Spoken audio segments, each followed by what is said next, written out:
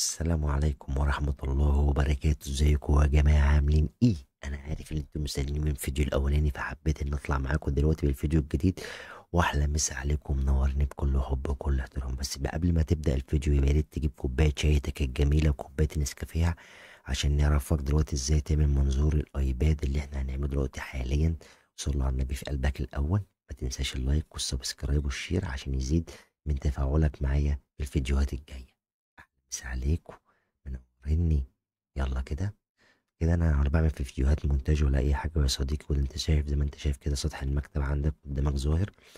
واللعبه الجميله اللي احنا بنحبها جيم لوب، في لعبه بابجي موبايل، اللعبه المحبوبه اللي هي يعني الناس كتير قوي عايزه تعمل منظور، اي منظور بس يعني ويقول لك ايه الكود ومش كود. لا، هنخش على المنظورات على طول.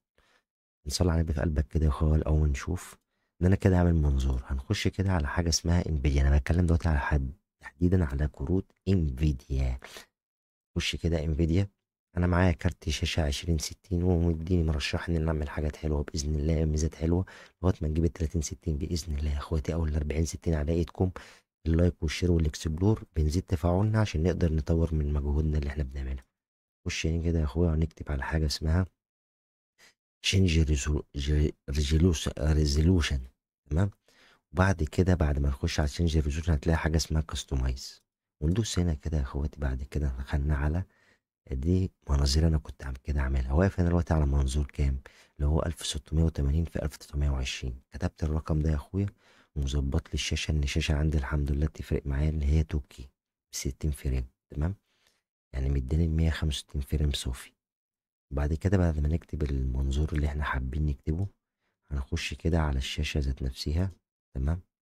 وهنلاقي كده يا اخواتي هنخش على حاجة اسمها ديسبلاي سيتنج. وبعد ما نخش على ديسبلاي سيتنج انا شايفك اللي بتتفرج على الفيديو من بره ولسه لحد دلوقتي بتفكر تقوم تعمل كوباية الشاي ولا تقوم تعمل اللايك ولا تقوم تعمل اكسبلور ولا تتفرج على الفيديو وتكمل معانا. مش عارف، بس خليك مكمل معانا عشان الفيديو ده هينفعك أوي. بعد كده هندوس 1450 في 1350 اللي كنت قايل لكم قبل كده. هنلاقيها هنا في المناظر اللي انا كنت عاملها قبل كده.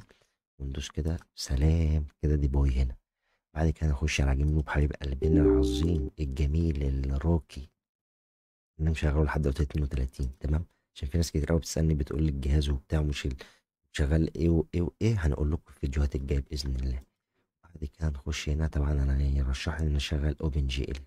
نكتب هنا يا حبايب قلب المنظور اللي احنا كنا لسه كاتبينه بره وندوس سيف. نتوكل على الله ان كده كده مشغل 120 فريم. لو عايز تعرف بقى ازاي مشغل 120 فريم هنعمله في الفيديو الجاي باذن الله، عشان تاخدني واحده واحده يا صديقي. والسلسله دي يعني يا رب تفتكرني بيها، عشان كده مش عاوز اقفلها. سلام.